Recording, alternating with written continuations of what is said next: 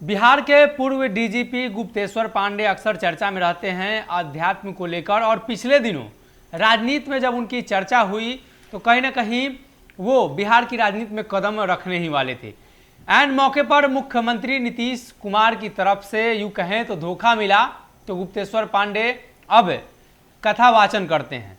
गुप्तेश्वर पांडे का बयान इन दिनों काफ़ी सुर्खियां बटोर रहा है। उन्होंने बिहार की राजनीति में कदम रखने को लेकर बड़ा बयान दिया है।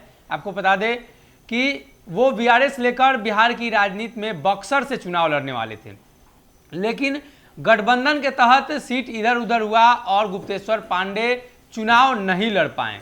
हालांकि उन्होंने वीआरएस ले लिया तो बिहार के डीजीपी के पद से हट चुके थे, तो अब अध्यात्म की तरफ उन्होंने अपना रास्ता अपनाया, उन्होंने अपना नया रास्ता बनाया। लेकिन गुप्तेश्वर पांडे ने एक बड़ा बयान दिया है जिसमें उन्होंने जिक्र किया है कि वो अब कभी बिहार की राजनीति में कदम नहीं रखेंगे। उनका साफ तौर पे मानना है कि अब उनका जुड़ाव अध्यात्म की तरफ हो चुका है, इसीलिए वो राजनीति में अब कदम नहीं रखेंगे।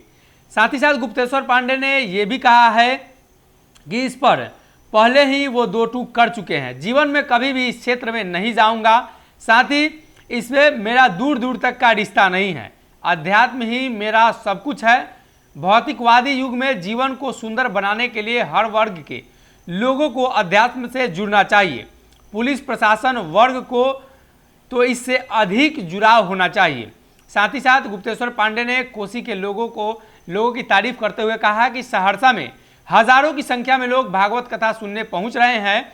यहाँ के लोगों में संस्कार कूट कूट कर भरा हुआ है। यहाँ के लोग बेहद बुद्धिमान और कला से निपुण लोग होते हैं। अलग अलग तरीके के कलाकृति उनके अंदर होती है। आईपीएस अधिकारी होने के बावजूद अध्यात्म से जुड़ने को लेकर भी कई सवाल उठे और इन सभी सवालों का जवाब उन्होंने दिया है।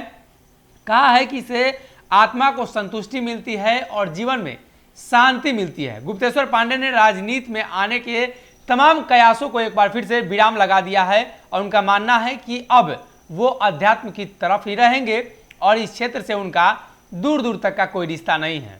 अगर ये वीडियो पसंद आई और वह बिहार के राजनीति और बिहारियत से सरोकार रखेनी तो सब्सक्राइब बटन दबा के चैनल के सब्सक्राइब कर ली। ओजे एगो घंटी बा, ओकरा बटन दबा देला से कुल सटीक और मारक खबर रुआ मुफ्त में मिल जाई। अगर रुआ पत्रकारिता के हमनी के नया प्रयोग में सहयोग कर चाहतानी तो ज्वाइन बटन दबा दी। पेटीएम नंबर नोट कर ली 9386816700। धन्यवाद।